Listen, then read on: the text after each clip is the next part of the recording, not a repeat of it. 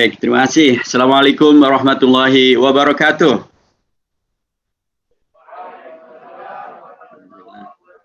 Suara saya terdengar bagus ya, alhamdulillah. Baik, tadi luar biasa ini di Indragiri Hulu, sebentar-bentar ada pantun gitu ya.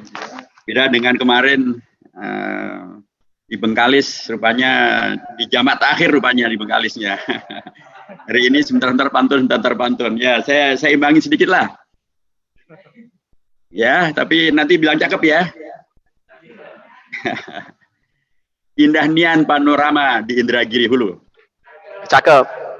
Kota bersejarah, warganya ramah, senyum berseri. Iya, cakep. Indah nian, lihat pemuda berperan selalu. Cakep. Indonesia maju dengan sukses sosialisasi 4 pilar MPR RI. Cakep. Ya, cakep. Kasih tepuk tangan loh. Terus biasanya langsung nih saya jamak pantunnya di depan, biar nanti di belakang nggak perlu pantun lagi. Cendrawasih hinggap di kayu. Terima kasih, thank you. Nah, kalau penutupannya saya biasanya menukil dari Ketua MPR, pantunnya beliau ambil dari Ustadz Tifatul Semiring. Cuci tangan sampai bersih. Cukup sekian, terima kasih. Maksudnya cukup sekian pantunnya, kalau sosialisasinya baru akan mulai gitu ya. Jangan dikira cukup sekian sosialisasinya. Gitu. Alhamdulillahirrahmanirrahim. Assalatu wassalamu ala qaidina wa qudwatina sayyidina Muhammadin asyrafil anbiya'i wal mursalin wa ala alihi wa sahbihi wa man tabi'ahum bi ihsanin ila yaumiddin. Amma ba'd. Hadrat al-mukarramin wal mukarramat wal muhtaramin wal muhtaramat, keluarga besar daripada Yayasan Madani Cinta Indragiri di bawah pimpinan Ibu Dewi Ranti SP, Bapak dan Ibu-ibu dari IKADI yang semuanya saya hormati, rekan-rekan dari tokoh-tokoh dari Ormas, dari Orpom, maupun juga rekan-rekan dari organisasi kepemudaan, rekan-rekan dari para guru dan para praktisi pendidikan di Indragiri yang saya hormati, dan tentu saja sekali lagi sahabat kita Ustadz Muhammad Syafaat SHI, Sarjana Hukum Islam, anggota DPR RI, anggota DPRD Kabupaten Indragiri Hulu yang sudah menyampaikan materinya yang penuh dengan Masya Allah semangat ya. Memang begitu ya, orang-orang Indragiri semuanya bersemangat, alhamdulillah. Baik, terima kasih, dan sebelum juga terlupa tadi Ustaz Abdul Salam menyampaikan salam, saya sampaikan salam kembali untuk beliau, teriring doa semoga Allah selalu menjaga beliau dan menjaga kita semuanya aman, sehat, selamat, kuat, walafiat, dan bisa melaksanakan amanat berikutnya untuk menghadirkan berkah dan manfaat bagi umat, menjadi rahmatan lil alamin. Amin. Saya akan lanjutkan Bapak dari yang saya hormati terkait dengan sosialisasi ini. Sekali lagi terima kasih kepada Yayasan Madani Cinta Indragiri yang telah bekerja sama dengan MPR RI menyelenggarakan sosialisasi ini, karena memang ini adalah salah satu bukti tentang pentingnya kita menjaga kebersamaan, persaudaraan, persatuan, silaturahim. Ya. MPR bekerja sama dengan seluruh pihak, yaitu yayasan, LSM, lembaga pendidikan, Ormas, Orpol, TNI, Polri, pejabat, tingkat daerah, tingkat pusat, kampus, semuanya. Sehingga dengan demikian maka kita bisa menjalin yang namanya persatuan itu bukan hanya ada di teori, yang namanya kerjasama dan kemudian menghormati keragaman, tapi bineka tunggal bineka, tapi tunggal ika, ini pusat, ini daerah, tapi tidak terjadi dikotomi antara pusat dan daerah. Itu bukan hanya ada di teori, yang namanya persatuan di Indonesia bukan hanya ada di teori, tapi bisa kita laksanakan.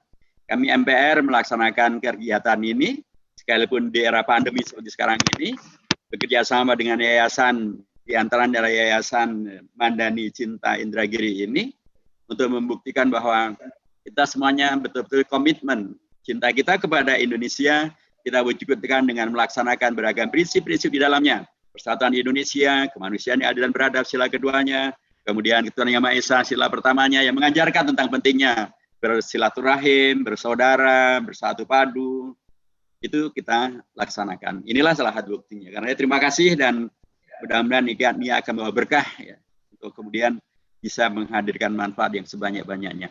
Yang berikutnya Bapak dan Ibu yang saya hormati, tadi sudah disampaikan juga oleh Bapak Muhammad Syafaat, bagaimana kemudian Dari dulu dari Riau ini memberikan peran yang sangat luar biasa. Sekalipun saya harus sampaikan bahwa kegiatan kita ini namanya sebenarnya bukan 4 pilar berbangsa ya, atau 4 pilar kebangsaan. Itu nama yang dulu, itu nama yang sudah dikoreksi, tidak boleh lagi. Karena saya berada bersama dengan rekan-rekan aktivis pendidikan, ini juga harus detail. Nama itu sekarang tadi juga Ibu Ketua Yayasan juga menyampaikan 4 pilar kebangsaan. Namanya tidak lagi 4 pilar kebangsaan. Itu dilarang oleh Mahkamah Konstitusi. Nama kegiatan kita adalah 4 pilar MPR RI. 4 pilar MPR RI itu langsung dijelaskan sehingga tidak menghadirkan syubhat, tidak menghadirkan alasan untuk dilarangnya dipergunakannya terminologi ini. Dulu dilarang karena diperkirakan akan menyamaratakan antara Pancasila dengan Undang-Undang Dasar, dengan NKRI, dengan Bhinneka Tunggal Ika, dan itu tidak benar dan karenanya tidak boleh. Kita mempergunakan terminologi baru, istilah baru, namanya adalah 4 pilar MPR RI dengan langsung diberikan penjelasan. 4 pilar MPR RI itu maksudnya adalah pertama adalah Pancasila sebagai dasar dan ideologi negara. Clear, dia dasar dan ideologi negara. Yang kedua adalah Undang-Undang Dasar Negara Republik Indonesia tahun 1945 sebagai konstitusi negara. Jadi Pancasila dasar negara, ideologi negara. Yang kemudian berikutnya adalah Undang-Undang Dasar sebagai konstitusi negara, jelas. Kemudian yang ketiga yang namanya NKRI adalah bentuk negara. Dia ada salah satu ayat, pasal, bab di dalam Undang-Undang Dasar. Karena dia pasti tidak sama. Dia adalah bentuk negara. Dan kemudian Bhinneka Tunggal Ika sebagai semboyan negara. Dia juga adalah satu ayat dari satu bab, dari satu pasal, dari satu bab dari Undang-Undang Dasar. Jadi dengan dijelaskan semacam ini, maka bedalah, langsung terbedakan antara apa itu NKRI, apa itu Bhinneka Tunggal Ika. Makomnya jelas beda dengan Undang-Undang Dasar. Beda lagi dengan Pancasila. Dan ketika kita jelaskan demikian, maka Mahkamah Konstitusi membolehkan, mengizinkan untuk dipergunakannya istilah 4 pilar MPR RI. Jadi tidak lagi 4 pilar kebangsaan, itu sudah tidak boleh dan kita juga tidak pakai lagi. Nah, dalam konteks ini sesungguhnya, dan tadi ingatkan hari ini adalah Hari Guru dan saya juga menyampaikan selamat kepada para guru-guru kita. Ayah saya juga adalah guru, ibu saya juga adalah guru, keluarga besar saya adalah guru, dan kita semuanya merasakan betapa jasa daripada para guru. Tentu saya juga nggak setuju sehingga dikatakan mereka adalah pahlawan tanpa tanda jasa. Enggak, mereka pahlawan dengan tanda jasa yang amat sangat banyak. Hanya tanda jasanya tidak diwujudkan dalam bentuk sekedar emblem, sekedar kertas, tapi penghargaannya adalah doa tulus dari kami semuanya, para murid dan atau yang pernah menjadi murid kepada para guru, dan itu saya yakin lebih dari sekedar tanda jasa biasa.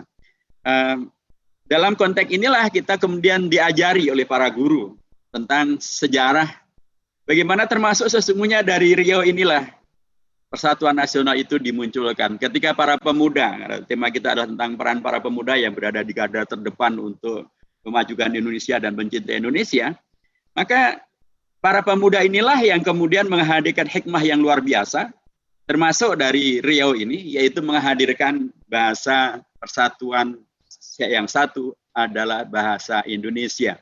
Kita mengerti bahasa Indonesia itu aslinya adalah bahasa Melayu. Dan kita tahu bahwa dari kalau ukurannya adalah jumlah suara, jumlah warga, jumlah pengguna bahasa, pastilah bahasa Melayu yang dari Riau tidak sebanyak pengguna bahasa Jawa yang dipakai oleh suku Jawa. Tapi karena bahasa Melayu ini menjadi bahasanya umat Islam, yang adalah mayoritas penduduk Indonesia, dan umat Islam itu kemudian dan kerajaan-kerajaan di Indonesia ini mayoritasnya adalah kerajaan-kerajaan Islam. Dia dari Sumatera sampai ke Maluku gitu ya, sebagiannya sampai ke Papua. Maka yang menyatukan Indonesia ini adalah bahasanya, bahasa Melayunya. Untuk itulah karenanya kami orang Jawa juga rela untuk kemudian menerima usulan untuk menjadikan bahasa Melayu, bahasa Indonesia menjadi bahasa persatuan, bahasa nasional, dan itulah yang menyatukan kita semuanya menjadi satu. Bandingkan dengan saudara-saudara kita di Filipina. Sampai hari ini bahasa persatuan mereka bukanlah bahasa nasional, tapi bahasa Inggris. Mereka tidak punya bahasa yang menyatukan mereka semuanya. Yang di utara dengan bahasa Sulunya, yang di selatan dengan bahasa Mindanao-nya. Mereka disatukan oleh bahasa penjajahnya, yaitu bahasa Inggris. Kalau kita, alhamdulillah, dengan peran serta para pemuda yang waktu itu diwakili oleh ada dari Jong Sumatera, pastilah karenanya Jong Sumatera berarti juga mewakili kawasan di Riau, di Indragiri. Tapi juga ada yang namanya Jong Islamiten Bond, Persatuan Pemuda Muslim. Mereka, para pemuda Muslim ini, bersama dengan pemuda dari Sumatera, pemuda Batak, pemuda Betawi, pemuda Jawa, pemuda Ambon, pemuda Sulawesi, Jong Celebes, dan dengan Perhimpunan Pemuda Indonesia, mereka pemuda dari Sumatera, pemuda dari Muslim ini, mereka berani maju ke depan, bersama-sama menghadirkan solusi, mencari titik temu. Apa yang menyatukan kita? Di antaranya kalau bahasa yang menyatukan kita adalah bahasa Melayu, itulah bahasa Indonesia. Dan disepakatilah, jadilah dia menjadi bahasa yang menyatukan kita semuanya di seluruh Indonesia. Sehingga alhamdulillah, ini salah satu daripada yang luar biasa di bangsa kita. Sekarang ini kalau kita pergi kemana-mana, insya Allah mayoritas mutlak mengerti bahasa Indonesia. Sehingga tidak ada kesulitan untuk berkomunikasi, untuk menyatukan, untuk bersama-sama. Dan di situ ada peran yang luar biasa dari Melayu, dari bangsa Melayu, dari warga di kawasan Melayu ini yang kemudian menghadirkan bahasa yang kita jadikan sebuah bahasa yang menyatukan kami semuanya, warga bangsa Indonesia. Nah, dari Melayu juga, ini saya sampaikan agar dengan memahami sejarah, kita memahami tentang siapa kita. Dan dengan cara itu kita semakin mencintai Indonesia kita. Dengan cara itu kita semakin terdorong untuk bisa menjaga dan menyelamatkan dan memajukan Indonesia kita. Demikianlah para pemuda berperan sebenarnya telah dicontohkan pada tahun 1928 dengan pemuda Sumatera, pemuda Batak, pemuda Jawa, termasuk juga pemuda Muslim itu. Nah, tadi Ustadz Muhammad Syafaat sudah menyampaikan dari Indragiri ini ada Sultan Syarif, dari Siak, dari Riau ini ada seorang Sultan, Sultan Syarif Qasim kedua. Kalau kita lihat dari nama beliau saja, sesungguhnya beliau bukan Sultan biasa. Karena dengan beliau mempergunakan istilah Syarif, itu artinya adalah beliau adalah min sulalati Rasulillahi sallallahu alaihi wasallam atau min dzurriyyati Rasulullah. Beliau adalah bagian daripada keturunannya Rasulullah sallallahu alaihi wasallam. Hanya saja ini seperti Habib Rizik gitu ya. Kalau Habib itu umumnya dari keturunan dari jalur Sayyid. Kalau jalur Sayyid itu untuk keturunan dari Husain ibnu Ali bin Abi Thalib. Kalau Syarif biasanya keturunan daripada Al Hasan ibnu Ali bin Abi Thalib. Tapi kedua-duanya adalah putra dari Ali bin Abi Thalib. Kedua-duanya adalah cucunya, putra daripada Fatimah binti Muhammadin Rasulullah SAW, dan karenanya mereka dua adalah cucu dari Rasulullah SAW. Jadi Sultan yang adalah Syarif, Habib, keturunan Rasulullah ini, begitu berharap, begitu inginnya agar Indonesia merdeka ini betul-betul menghadirkan sesuatu yang sesuai dengan bahasa Indonesia yang telah dijadikan bahasa nasional tadi, menghadirkan suatu kebesaran yang luar biasa. Beliau rela menyerahkan kerajaan yang telah beliau warisi dari bapaknya, dari kakeknya, begitu seterusnya, yang dulu diperjuangkan dengan perang, diperjuangkan dengan perjuangan yang luar biasa. Ketika Indonesia merdeka, tanpa kemudian ada perang, tanpa ada bujuk rayu, tanpa ada janji ini dan itu, tapi karena kecintaan dari Sultan Syarif Qasim kedua, maka beliau rela untuk menyerahkan kedaulatan dan kekayaan dan penguasaan atas tanah-tanah di Kesultanan Siak Indrapura diserahkan kepada masuk Indonesia, kepada Republik Indonesia, kepada NKRI. Bahkan beliau juga menyerahkan mahkota kerajaannya yang dari emas itu kepada Indonesia. Dan bahkan beliau juga menyerahkan yang saya baca dalam literatur sejarahnya, beliau menyerahkan 13 juta gulden. Bukan emas, kalau gulden pasti bukan emas, itu adalah uang gitu ya. Sampai hari ini masih dipakai di Belanda. 13 juta gulden setara dengan sekitar 1,3 triliun rupiah. Itu jumlah yang luar biasa, amat sangat banyak. Zaman itu, zaman sekarang pun juga luar biasa, amat sangat banyak. Kalau misalnya itu dihibahkan kepada Yayasan Madani Cinta Indragiri, waduh, 10%-nya saja, nggak usah semuanya. 10%-nya saja dibahkan pada Yayasan Madani Cinta Indragiri, saya kira sudah bisa bikin kampus ya, bisa bikin kampus, bisa dan lain sebagainya. Tapi begitulah cinta beliau kepada cita-cita Indonesia merdeka, demikian luar biasa. Beliau bukan sultan biasa, beliau sultan yang syarif. Ini sama juga dengan Sultan Syarif Abdul Hamid Al-Qadri kedua. Beliau juga seorang sultan di Pontianak. Syarif juga sebagai Sultan Syarif Qasim, karena memang dulu banyak sultan-sultan itu ada keturunan daripada Rasulullah baik dari jalur Hasan maupun dari jalur Husain. Sultan di Pontianak, Sultan Syarif Abdul Hamid Al-Qadri kedua, itu juga seperti Sultan Syarif Qasim. Ketika Indonesia merdeka, maka beliau menyerahkan kedaulatan kerajaan Pontianak masuk Indonesia. Beliau sumbang juga dengan 300-an peluru, meriam, dan juga persenjataan untuk menghadirkan kekuatan bagi Indonesia. Dan beliaulah yang menciptakan lambang negara, burung Garuda Pancasila. Itu yang Pancasila, itu lambang Pancasila yang ada di sekolah. Seperti ada di sini nih, ini yang menciptakan adalah seorang sultan yang syarif, Habib. Sultan yang syarif, keturunan Rasulullah, Abdul Hamid Al-Qadri kedua, dari Pontianak pada Februari tahun 1950. Jadi itu luar biasa peran daripada para sultan yang syarif ini, yang keturunan Rasulullah ini. Jadi karenanya wajarnya sebenarnya memang kalau keturunan Rasulullah juga begitu terhormat, begitu dihormati karena jasa-jasa mereka yang sangat luar biasa untuk Indonesia kita ini. Jadi saya ingin menyampaikan sekali lagi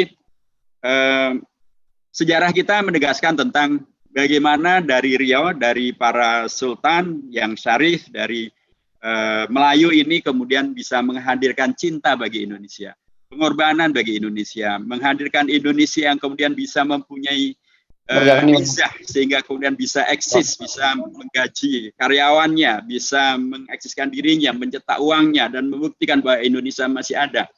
Dengan bahasa Indonesia yang menyatukan kita semuanya, sehingga kita bisa mudah untuk kemudian berkomunikasi, termasuk juga mudah untuk menjaga kesatuan kita sebagai bangsa.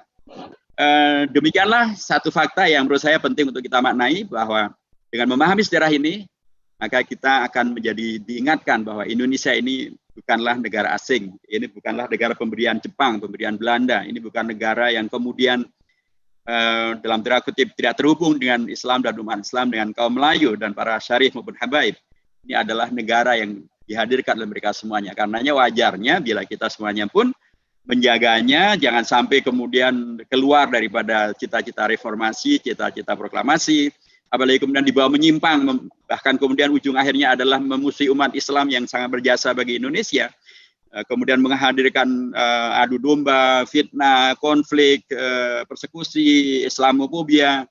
Ya jangan, karena sekali lagi itu hanya menandakan ketidakfahamannya tentang sejarah dan kaitan yang amat sangat kuat antara Melayu, Keislaman, para sultan, ya, dengan Indonesia yang kita cintai ini.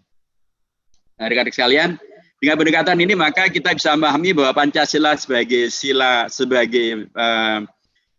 pilar pertama dalam sosialisasi 4 pilar MPRRI ini adalah lagi-lagi juga merupakan warisan, ya, jihad, ijtihad, mujahadah, tadhiyah, musyawarah, hadiah daripada para tokoh bangsa yang beragam-ragam.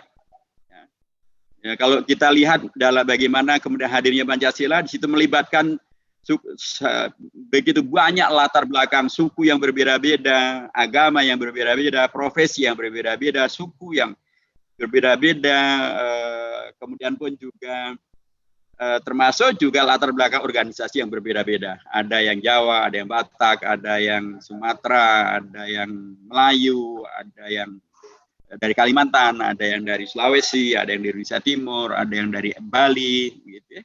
Ada yang Muslim, ada yang non-Muslim, ada yang dari Ormas, ada yang dari Orpol, ada yang latar belakangnya pendidikan ekonomi, ada yang pendidikannya adalah teknik, ada yang pendidikannya adalah hukum, ada pendidikannya adalah agama, ada di pesantren, ada di Al-Azhar, ada tamatan dari Mesir, ada tamatan dari Belanda. Mereka keragaman yang terjadi dan keunggulan yang mereka miliki, intelektualisme yang mereka dapatkan, dan keahlian yang mereka miliki tidak dipergunakan untuk menghadirkan konflik, tidak menghadirkan egoistik, egosentrik, kemudian menghadirkan sesuatu yang tidak membawa kepada solusi. Sebaliknya, justru mereka memberikan kepada kita keteladanan bagaimana keragaman yang ada, bagaimana keahlian yang berbeda-beda, bagaimana semuanya yang kemudian menjadi berbeda itu mereka jadikan sebagai satu kekuatan dahsyat untuk menghadapi penjajahan Jepang, penjajahan Belanda, untuk menghadirkan cita-cita Indonesia merdeka, dan jadilah itu. Inilah yang juga tetap harus kita lakukan, ya. Menghadirkan kesepakatan yang bernama Pancasila, kemudian dengan Pancasila itu kemudian menghadirkan Indonesia yang betul-betul bisa merdeka, bersatu, berdaulat, adil dan makmur ya, sebagaimana yang dicita-citakan. Dan ketika Indonesia sekarang menghadapi tantangan terkait dengan masalah globalisasi, termasuk juga masalah nekolim kata Bung Karno, neokolonialisme yang berbentuk penjajahan budaya, yang berbentuk juga ancaman separatisme dari OPM, upaya untuk mengadu domba antara umat Islam dengan umat Islam dengan TNI, umat Islam dengan negara, negara dengan umat Islam, TNI dengan umat Islam, adu domba antara antar pihak begitu ya. Dan kita lihat kemarin terjadi di Pekanbaru, itu satu yang amat sangat mestinya tidak begitu penyelesaiannya. Tapi upaya mengadu domba ini harus kemudian kita koreksi, harus kita tidak boleh dilanjutkan karena itu bertentangan dengan apa yang dulu diwariskan oleh para founding fathers, founding mothers, keragaman mereka, perbedaan mazhab mereka, perbedaan agama mereka, perbedaan organisasi mereka, perbedaan latar belakang suku mereka, perbedaan latar belakang pendidikan mereka, tidak membuat mereka justru pecah belah dan dipecah belah sehingga Indonesia tidak merdeka, tapi justru membuat mereka bersatu padu menghadirkan ideologi negara yang bernama Pancasila yang merupakan kompromi. Kompromi akhirnya adalah pada tanggal 18 Agustus dan kemudian menghadirkan keberanian untuk memerdekakan Indonesia. Karenanya sangat wajar bila dengan pendekatan ini, bila kemudian ada pihak-pihak yang justru ingin mencoreng kesepakatan ini dengan mengotak-atik Pancasila menjadi Pancasila yang bisa diperas menjadi Trisila, menjadi Ekasila. Itu bukan Pancasila yang final, yang disepakati oleh Bung Karno, yang disepakati oleh Bung Hatta, yang disepakati oleh para founding fathers, yang disepakati oleh mereka-mereka semuanya dalam panitia persiapan kemerdekaan Indonesia pada tanggal 18 Agustus adalah Pancasila yang final, yaitu Pancasila 18 Agustus yang silanya adalah seperti yang antum hafalkan. Sila pertama adalah ketuhanan yang Maha Esa, yang kedua adalah kemanusiaan yang adil dan beradab, yang ketiga adalah persatuan Indonesia, yang keempat adalah kerakyatan yang dibimbing hikmat bijaksana dalam permusyawaratan perwakilan, dan yang kelima adalah keadilan sosial bagi seluruh rakyat Indonesia. Nah, dengan memahami sejarah ini, Bapak dan Ibu saya hormati, maka wajar bila kemudian banyak pihak terkaget-kaget dan kemudian melakukan penolakan ketika masih ada saja pihak yang ingin mengganti Pancasila ini menjadi bisa dirubah menjadi Trisila, menjadi Ekasila. Ketuhanannya pun kemudian dirubah menjadi ketuhanan saja atau ketuhanan yang berkebudayaan atau ketuhanan dengan dasar kemanusiaan yang adil dan beradab. Itu semuanya ditolak ya. Ketika dihadirkan sekalipun terselubung di dalam RUU HIP, tapi kemudian ditolak dan kami pun juga di DPR sudah menolaknya gitu. Dan alhamdulillah ditolak dan kemudian menjadi mati suri dan sekarang akan kemudian insya Allah akan bisa diselesaikan pada masa sidang yang akan datang. Saya mengatakan sekali lagi bahwa dengan memahami secara baik dan benar tentang bagaimana dulu para founding fathers, bagaimana bawa bangsa, keragaman yang ada justru mereka jadikan sebagai penguat untuk bersama-sama menghadirkan solusi, bermusyawarah, memutuskan bersama-sama tentang dasar negara Indonesia merdeka yang mereka inginkan. Itulah yang namanya Pancasila. Tidak kemudian mereka jadikan untuk arogan. Misalnya kalau arogansi adalah Bung Karno akan mengatakan saya tidak mau dengan Pancasila 22 Juni dan 18 Agustus.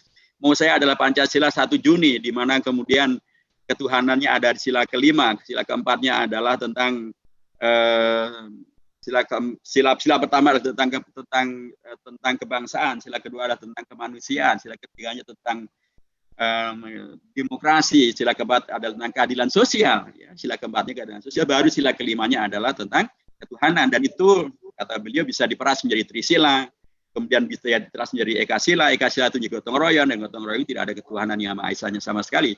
Dalam Trisila pun ketuhanan ada di sila yang ketiga, dan Bung Karno tidak mau itu. Bung Karno tidak pernah setelah disepakati pada tanggal 18 Agustus untuk kemudian mengajak kembali kepada pidato beliau pada tanggal 1 Juni dengan diperas dari Trisila menjadi Ekasila. Tidak pernah. Jadi karenanya Pancasila juga mengajarkan kepada kita karenanya adanya sebuah kenegarawanan yang luar biasa. Tidak lagi mengungkit-ungkit masa lalu yang sudah selesai dengan Pancasila yang telah disepakati, dengan pengorbanan umat Islam untuk merubah 7 kata menjadi ketuhanan yang Maha Esa.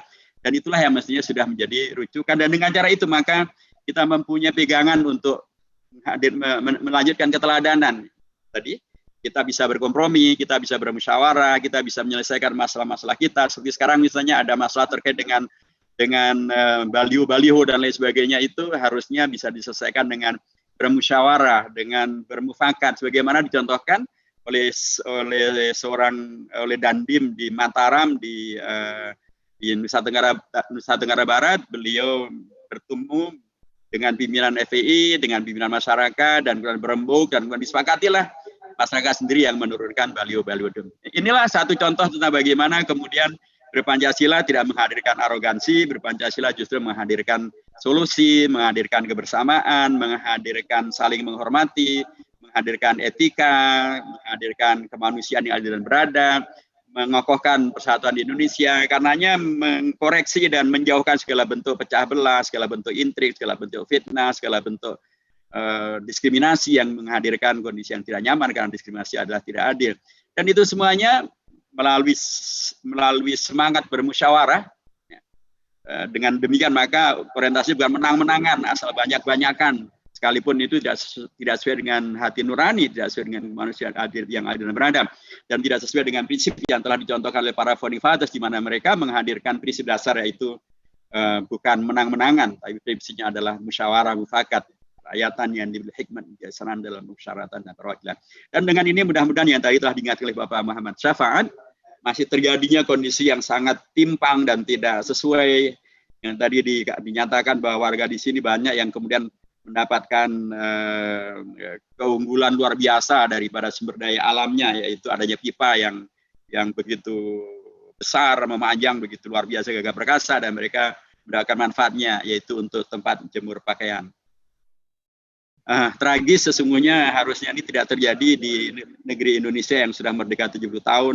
Dan saya berharap nanti kawan-kawan kita di DPRD, di DPR RI juga bisa memperjuangkan ini, dan saya sudah mendengar secara langsung Bapak Sadul Aidi Mazat dalam paripurna DPR RI, beliau membuat interupsi dan menyampaikan tentang masalah-masalah yang ada di Riau ini untuk mendapat perhatian di tingkat nasional.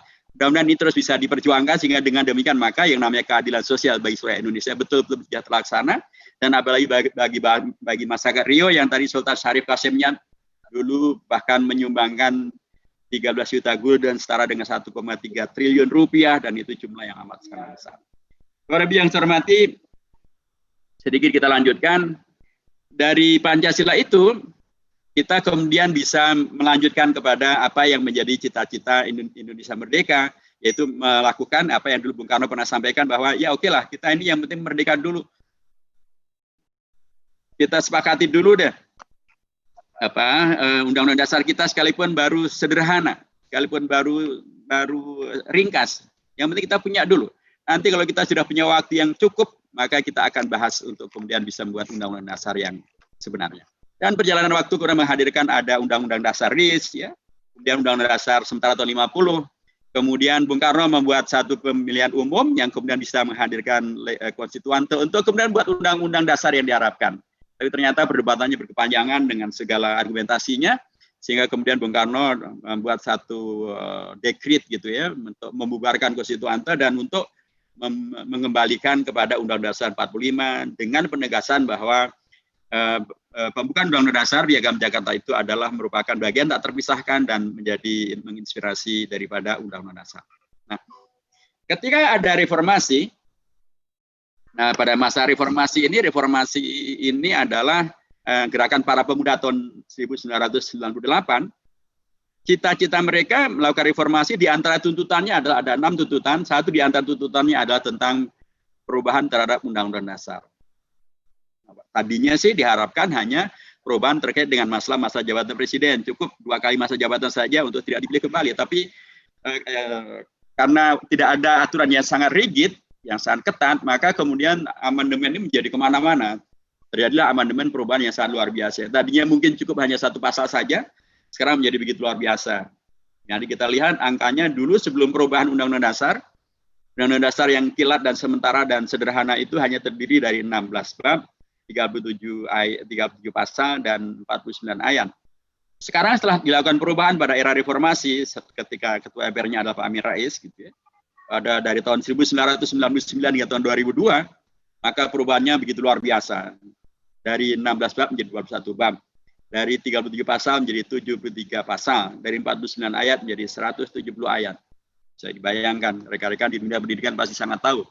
6 bab atau 5 bab itu banyak banget itu. Apalagi 36 pasal, banyak sekali. Dan memang demikianlah, terjadi perubahan yang sangat banyak. Muncullah lembaga-lembaga baru, ada MK, ada KY, ada DPD, gitu ya. Tapi termasuk juga di antara adalah muncul ketentuan-ketentuan baru dan perilaku-perilaku baru dalam berbangsa dan bernegara. Dulu misalnya tidak ada kata-kata iman dan takwa dan akhlak mulia di dalam Undang-Undang Dasar. Dulu ada yang mengusulkan agar iman dan takwa dimasukkan dalam Undang-Undang Dasar di dalam APBN. Tetapi itu tidak diterima oleh pemerintah, dan bukan hanya tidak diterima, yang mengusulkan mendapatkan reward, mendapatkan apresiasi, penghargaan. Apa bentuknya? Dipecat dari keanggotaan DPR. Itu dulu, zaman Orde Baru.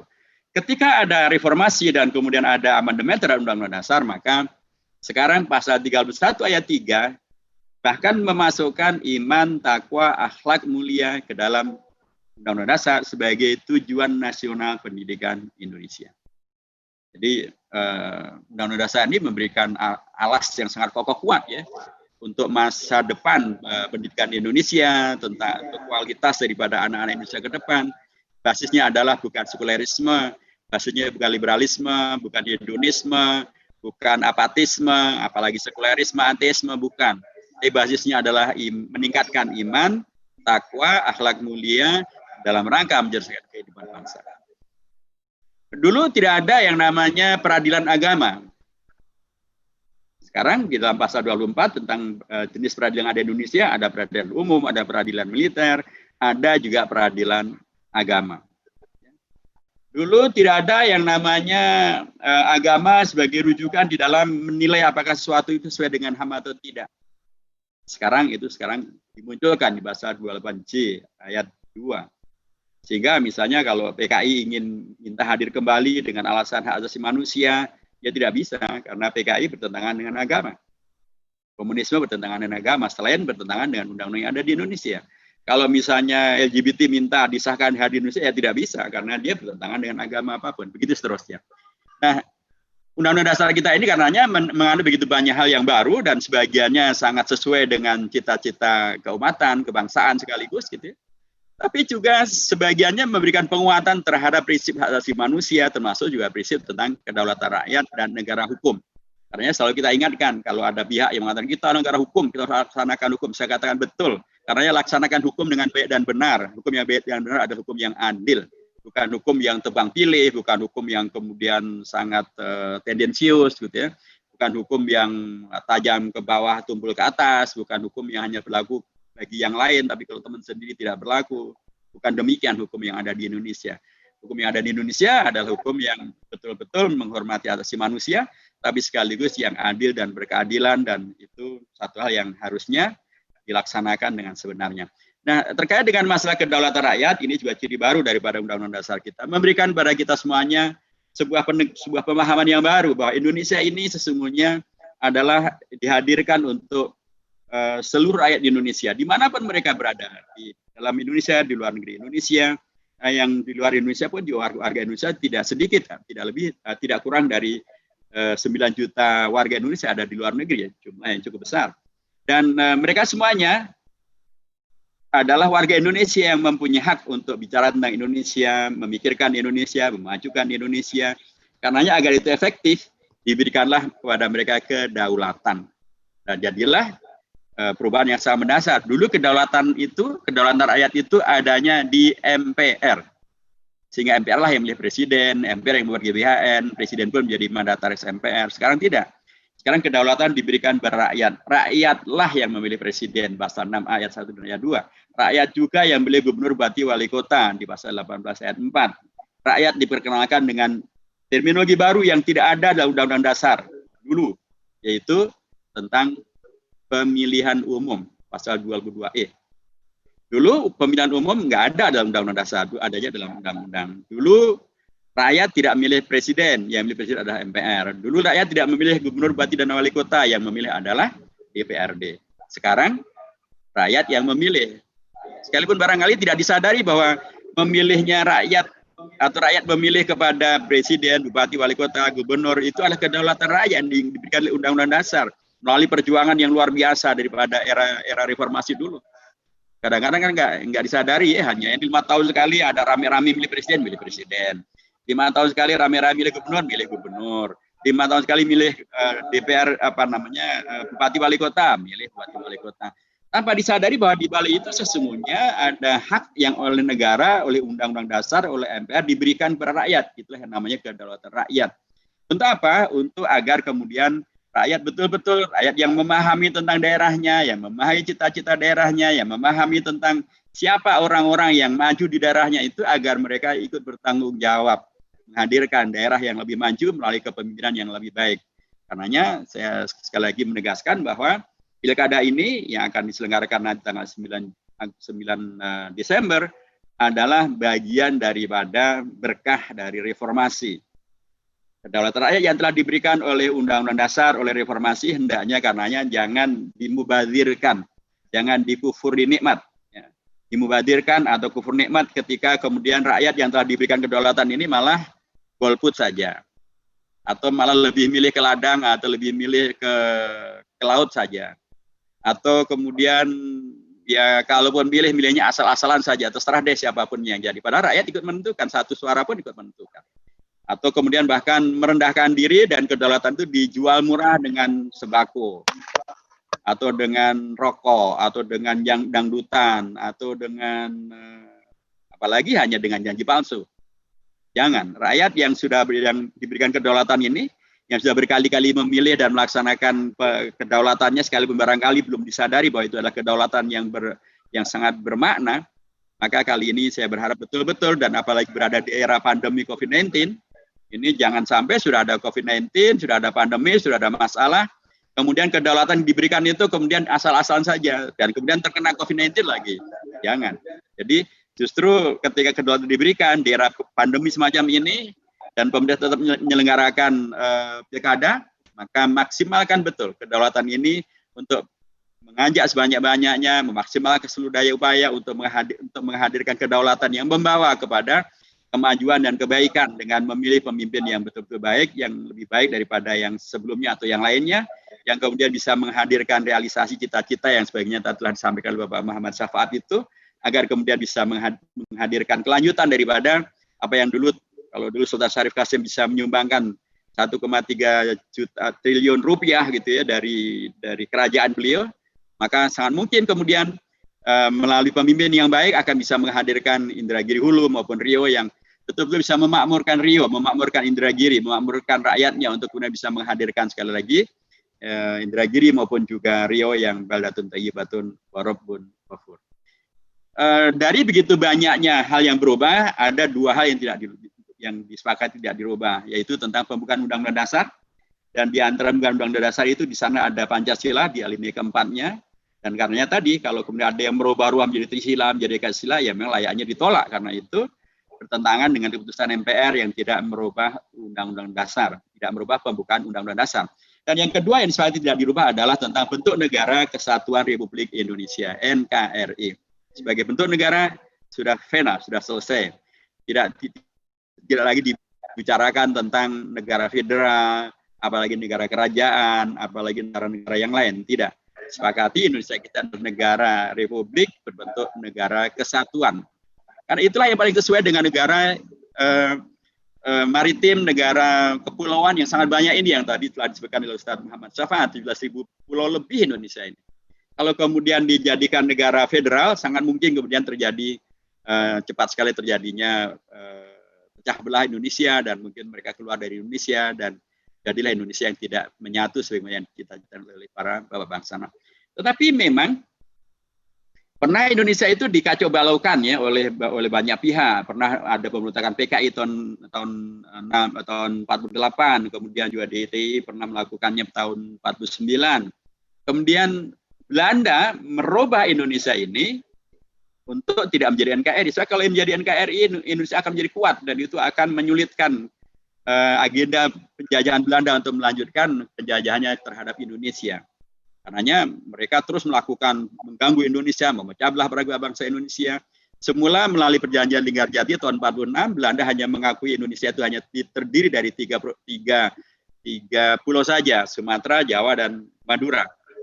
Terus juga mereka terus kacaukan Indonesia. Sampai puncaknya adalah Pada tanggal 27 Desember tahun 1949 melalui konferensi meja bundar, mereka memutuskan untuk menyepakati Indonesia merdeka itu bukan NKRI, tetapi adalah Republik Indonesia Serikat RIS.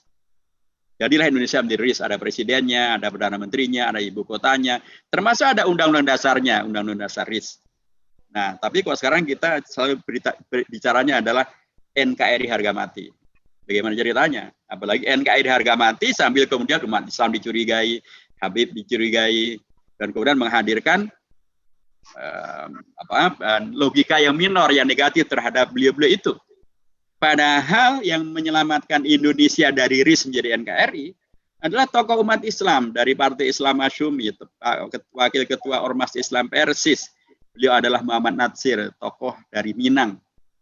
Pada tanggal 3 April tahun 1950, ketika beliau diutus dan atau melihat kondisi negara-negara federal yang tentang perenang dan atau negara federal yang kemudian juga sudah konflik antara mereka sendiri, mereka ingin bergabung menjadikan satu NKRI sendiri, maka beliau menangkap kondisi ini dan kemudian beliau berunding dengan pimpinan partai-partai yang ada di DPR RIS, baik itu dari partai yang paling kanan hingga yang paling kiri, masuk partai Katolik dan partai Protestan, ya. Beliau kemudian menyampaikan pidatonya yang sangat luar biasa yang disebut sebagai mosi integral Natsir 3 April tahun 1950 untuk kembali kepada NKRI.